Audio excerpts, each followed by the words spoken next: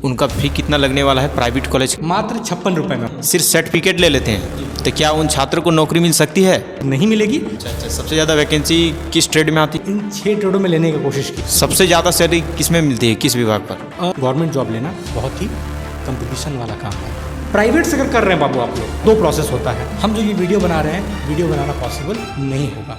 मतलब आगे जाके वो फंस जाते हैं। आगे जाके फंस जाते। आप सभी छात्रों का बहुत बहुत स्वागत है आज की इस वीडियो में। जितने भी यहाँ पर 10th और 12th वाले छात्र हैं, आप लोग चाहते हैं ITI कोर्स करना, तो आज की इस वीडियो में आपको पूरा डिटेल्स में पता चल जाएगा कि ITI कोर्स कैसे करना है और करने से क्या फ़ायदा मिलने वाला है। हमारे साथ जुड़े अभी आदर्श आनंद सर। सर, अपने बारे में कुछ परिचय बताइए। सभी बच्चों को सबसे पहले बहुत बहुत स्वागत है और मेरा नाम आदर्श आनंद है। I am a founder of Anand ji educator. और राहुल जी का बहुत बहुत धन्यवाद कि उन्होंने समय निकाल करके ऐसा वीडियो बनाने का प्लान किया। चलिए क्वेश्चन पूछना शुरू कीजिए। जी सर, तो इस वीडियो का पहला सवाल है, ITI क्या है और ITI करने से क्या फ़ायदा है?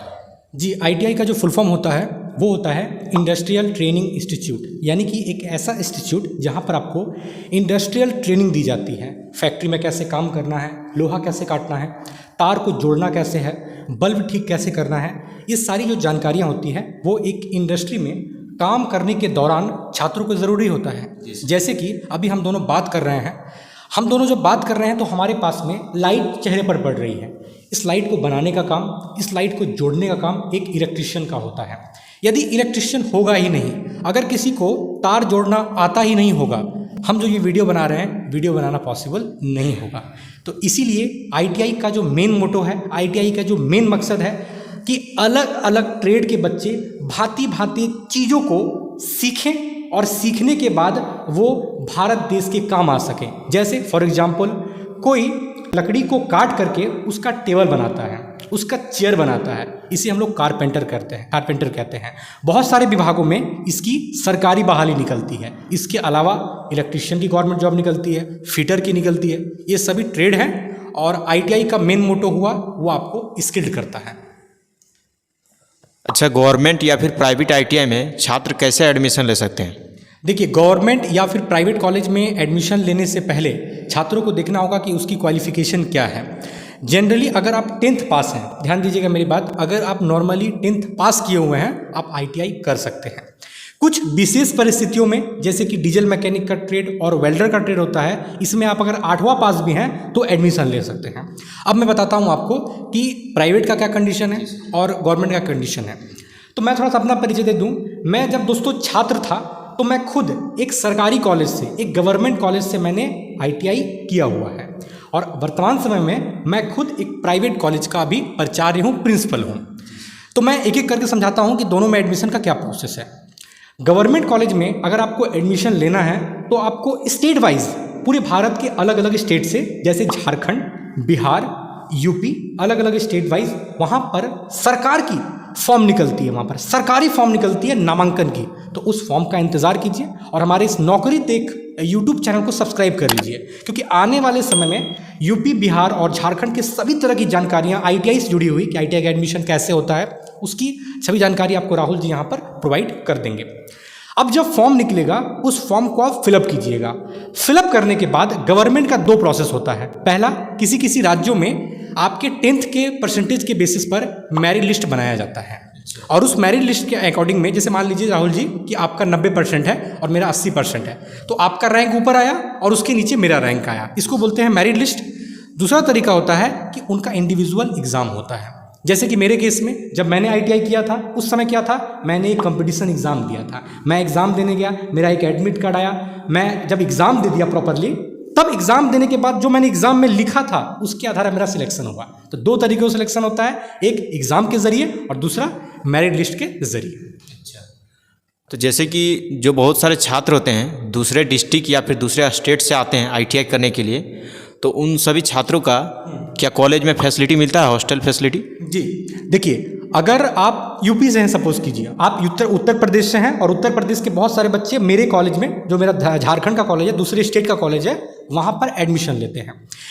ऐसी परिस्थिति में उनको हॉस्टल की फैसिलिटी मिलती है, रहने की फैसिलिटी मिलती है और सभी चीज़ों की फैसिलिटी मिलती है। सिर्फ अंतर ये होगा राहुल जी कि अगर किसी दूसरे स्टेट का बच्चा किसी अनदर स्टेट में ट्रैवल करके जाता है उसको बस स्कॉलरशिप यानी कि छात्रवृत्ति नहीं मिलेगी, बाद बाकी हॉस्टल मिलेगा उसको और सभी चीज़ें मिलती है कॉलेज में। अच्छा, अगर कोई छात्र एडमिशन करवाना चाहता है आईटीआई में तो उनका फी कितना लगने वाला है प्राइवेट कॉलेज का? प्राइवेट कॉलेज का तो गवर्नमेंट का आपने जाना सभी कंडीशंस, अब प्राइवेट की बात करते हैं। प्राइवेट में दोस्तों ना ही एग्ज़ाम देना है, ना ही मेरिट लिस्ट का इंतज़ार करना है। आप गूगल पर सर्च कर सकते हैं, एनसीवीटी की प्रोफाइल पे जाकर सर्च कर सकते हैं कि आपके नज़दीक में आईटीआई कॉलेज कौन कौन सा है और आपका आईटीआई कॉलेज एनसीवीटी से, भारत सरकार से मान्यता प्राप्त होना चाहिए। एनसीवीटी का मतलब होता है national council of vocational training. ये भारत सरकार के द्वारा स्थापित की गई एक संस्था है जो आप लोगों को सर्टिफिकेट वितरित करती है। तो याद रखिएगा, प्राइवेट कॉलेज या गवर्नमेंट कॉलेज, किसी भी कॉलेज में जाइएगा, आपका कॉलेज एनसीवीटी से अप्रूव्ड होना चाहिए। तो क्या करना है, प्राइवेट कॉलेज आप सर्च किए, मिला, कॉल करेंगे, सबसे पहले पता करेंगे कि ऑफिस कब खुला रहता है, ऑफिस खुलने के टाइम पर जाएंगे, प्रिंसिपल से बात करेंगे। अब जब वहाँ पर बच्चे प्रिंसिपल से बात करते हैं तो वो उनको एक फ़ी बताते हैं। अगर हम फ़ी कंपेयर करें राहुल जी गवर्नमेंट की और प्राइवेट की, तो गवर्नमेंट में मेरा एडमिशन उस टाइम पे मात्र 56 रुपये में हुआ था। 56 रुपये में जी। और अभी कितना लग रहा है? अभी लगभग कितना भी लगेगा तो 500 रुपया से नीचे ही होगा और 200 रुपया से 500 रुपये के बीच होना चाहिए आपका। और एग्ज़ाम के समय बात करें तो एग्ज़ाम के समय में आपका 250 रुपया 300 रुपया फॉर्म फिलअप होता है। यानी एक मैं अगर आंकड़ा पकड़ूँ तो 300 रुपया 600 रुपया सपोज कीजिए और 100 रुपया एडमिशन में, 1000 रुपया के अंदर में आप आईटीआई करके निकल जाते हैं। यहीं प्राइवेट में आपका 20 से 35 हज़ार रुपया के बीच लग सकता है। छात्र एडमिशन तो करवा लिए, उसके बाद प्रैक्टिकल के दौरान क्या क्या कार्य करना पड़ता है? देखिए, आईटीआई में एडमिशन लेने के बाद सबसे पहले बच्चे जब क्लास करना शुरू करते हैं तो उनको क्लास में बैठा करके पहले वर्बली, पहले थ्योरेटिकल नॉलेज दिया जाता है। क्यों? क्योंकि आईटीआई एक स्किल ट्रेनिंग है। यहाँ पर आपको हेक्सो यानी कि आरी आपको पकड़ना पड़ेगा, आपको हैमर पकड़ना पड़ेगा, आपको छेनी पकड़ना पड़ेगा और ये सारी चीज़ें धारदार होती हैं, नोकीली होती है, आपको चोट लग सकता है। तो पहले आपके इंस्ट्रक्टर क्लास में आपको थ्योरेटिकल चीज़ें समझाते हैं, आपको पहले बताते हैं बोर्ड पर, और उसके बाद जब थ्योरेटिकल क्लास खत्म होता है उसके जस्ट बाद 2 घंटे का हर कॉलेज में प्रैक्टिकल होता है, जहाँ पर आप जाते हैं, औजार पकड़ते हैं और लोहे को काट करके या तार को जोड़ करके आप उन चीज़ों को सीखते हैं। राहुल जी, बात करें आईटीआई में, तो आईटीआई में 80% बच्चों को प्रैक्टिकल करना पड़ता है और 20% उसको बोर्ड पर थ्योरेटिकल चीज़ें पढ़ाई जाती है। अच्छा, एग्जाम किस तरह होता है छात्रों का और कहाँ पर जाकर एग्जाम देना पड़ता है? जी देखिए, सबसे पहली बात है कि इस वीडियो के माध्यम से मैं गुजारिश करना चाहूँगा भारत सरकार को कि वे लोग जो है ना आईटीआई बच्चों को कामचोर बना दिए हैं। कामचोर इसलिए बना दिए हैं राहुल जी कि पहले के समय में, हमारे समय में क्या होता था, किसी भी तरह का स्टडी मटेरियल एग्ज़ाम लेने वाली संस्था की तरफ से नहीं मिलता था। अभी का कंडीशन ये है राहुल जी कि बच्चों का 1 साल में 1 बार एग्ज़ाम होता है। यानी कि सपोज कीजिए कि कोई अगर इलेक्ट्रीशियन से या फिटर से कर रहा है तो 2 साल का उसका ट्रेड हो गया और 2 साल में उसका 2 बार एग्जाम होगा, first year and second year. और जो ये एग्ज़ाम होगा ये जुलाई से अगस्त के महीने में लिया जाता है। कंडीशन ये हो जाता है राहुल जी कि एग्ज़ाम जैसे ही आने वाला होता है उससे 6 महीने पहले, साल भर पहले ही डीजीटी के जरिए जो एग्ज़ाम लेती है वो लोग एक क्वेश्चन बैंक जारी कर देते हैं और उस क्वेश्चन बैंक में 300-400 क्वेश्चन दे देते हैं। अब जो ये एग्ज़ाम हर साल होता है वहीं 400 क्वेश्चन में से 75 क्वेश्चन, 100 क्वेश्चन पूछ दिया। अब बच्चा समझ जाता है कि भाई पढ़ने से कोई मतलब नहीं है, क्वेश्चन बैंक देख लीजिए, पास हो जाइए। ऐसे में बच्चे क्लास तो जाते हैं, प्रैक्टिकल में तो टाइम नहीं देते। प्रैक्टिकल कौन करे, मतलब आगे जाके वो फंस जाते हैं। आगे जाके फंस जाते हैं। मैं जब टीचर था, आज से 2 सालों पहले जब मैं एक टीचर था कॉलेज में, तो एक बच्चा मेरे पास आया। बच्चा ने बोला कि सर हमने कल एडमिशन लिया है, आज हम लोगों का ना वर्कशॉप में बुला करके हम लोगों को तार जुड़वा रहा है, हम क्या तार जोड़ने के लिए पढ़ रहे हैं? तो मैंने बोला बाबू आप कौन सा ट्रेड कर रहे हैं? बोला हम इलेक्ट्रीशियन कर रहे हैं। बहुत उसने भाव से कहा मैंने इलेक्ट्रीशियन से मैं कर रहा हूँ। मैंने कहा कि गूगल पे जा करके इलेक्ट्रीशियन जरा सर्च कीजिए तो, और देखिए तो उसका मतलब हिंदी में क्या आता है। जब उसने सर्च किया, आप सर्च करके देखिएगा, तो इलेक्ट्रीशियन का मतलब आया बिजली का मिस्त्री। उस लड़की की आंखें नीची हो गई और मैंने उसे समझाया कि बाबू ये जो इलेक्ट्रीशियन है ना छोटा मोटा काम नहीं है। आप जिस ट्रेन पर चलते हैं ना उस ट्रेन पर जो है बिजली से चलती है, वो ट्रेन इलेक्ट्रिकल होती है। तो बिजली का मिस्त्री यानी छोटा चीज़ नहीं हो गया, बहुत बड़ा चीज़ है। अगर बिजली ना हो तो ये वीडियो आप देख नहीं पाएंगे। जी सर। अच्छा, 2024 में 10 ऐसे ट्रेड बताइए जो बहुत ही ज़्यादा रिक्वायरमेंट होगी हर वैकेंसी में। जी देखिए, अगर आप 2024 के पर्सपेक्टिव से वैकेंसीज को देख रहे हैं और आईटीआई करना चाहते हैं तो सबसे पहले इलेक्ट्रीशियन नंबर 1 चॉइस है और नंबर 2 चॉइस जो है वो फिटर है। ध्यान दीजिएगा, हमारे इस चैनल को आप सब्सक्राइब कर लीजिएगा। नौकरी देख पर आप इस वीडियो को देख रहे हैं, सब्सक्राइब कर दीजिएगा। एक वीडियो मैं सेपरेट हम लोग बनाएंगे इस बारे में कि इलेक्ट्रीशियन बेटर है या फिर फिटर बेटर है। लेकिन अभी मैं बताना चाहूँगा कि इलेक्ट्रीशियन को मैं नंबर 1 पर रखता हूँ, नंबर 2 को मैं फिटर मानता हूँ, नंबर 3 में आप डीजल मैकेनिक की तरफ जा सकते हैं, वेल्डर की तरफ जा सकते हैं क्योंकि 1 साल के अंदर कंप्लीट हो जाता है। ये 4 मुख्य ट्रेड हैं। इन चारों ट्रेडों को छोड़ करके सर्वेयर का कोर्स बहुत ज़्यादा डिमांडेबल है, कोपा का ट्रेड 1 साल में हो जाता है, वो बहुत डिमांडेबल है। ये 6 ट्रेडें हुई। ड्राफ्ट्समैन मैकेनिकल की वैकेंसीज कम निकलती है, ड्राफ्ट्समैन सिविल की वैकेंसीज कम निकलती हैं। मेक श्योर, ध्यान दीजिए, प्राइवेट से अगर कर रहे हैं बाबू आप लोग तो 10 ट्रेड नहीं देख करके इन 6 ट्रेडों में लेने की कोशिश कीजिए। इसके अलावा मशीनिस्ट ले सकते हैं और भी कारपेंटर ले सकते हैं। अच्छा, तो सीट इसमें आपको वैकेंसीज कम आती हैं। जी अच्छा, सबसे ज़्यादा वैकेंसी किस ट्रेड में आती है? इलेक्ट्रीशियन में। इलेक्ट्रीशियन। अच्छा, तो आप जानना चाहते हैं कि जैसे इन लोग का एग्ज़ाम हो गया, उसके बाद जैसे एग्ज़ाम होने के बाद फिर इन लोग का मार्कशीट भी आ चुका है, आने के बाद वो किन किन विभागों पर ये अप्लाई कर सकते हैं? मार्कशीट आने के बाद आप उन विभागों में अप्लाई कर सकते हैं जिन जिन विभागों में आईटीआई की रिक्वायरमेंट है। सीधी सी बात है कि जब वैकेंसी निकलती है, हमारी naukrideek.com पर आप चले जाइएगा, जहाँ पर आपको बहुत सारी वैकेंसीज देखने को मिलेंगी।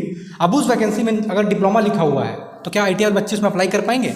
सिंपल बात है, नहीं कर पाएंगे। तो सबसे पहले आपको देखना होगा कि कहाँ पर आईटीआई का डिमांड है और कहाँ आईटीआई का क्वालिफिकेशन मांग रहा। एग्जाम्पल की बात करें, आप लोको पायलट भर सकते हैं, इसरो में जा सकते हैं, डीआरडीओ में जा सकते हैं। कल ही मैं आपके वीडियो देख रहा था, आपने वीडियो डाला हुआ है शायद मेट्रो का डाला हुआ है, तो मेट्रो वगैरह में जा सकते हैं, जा सकते हैं।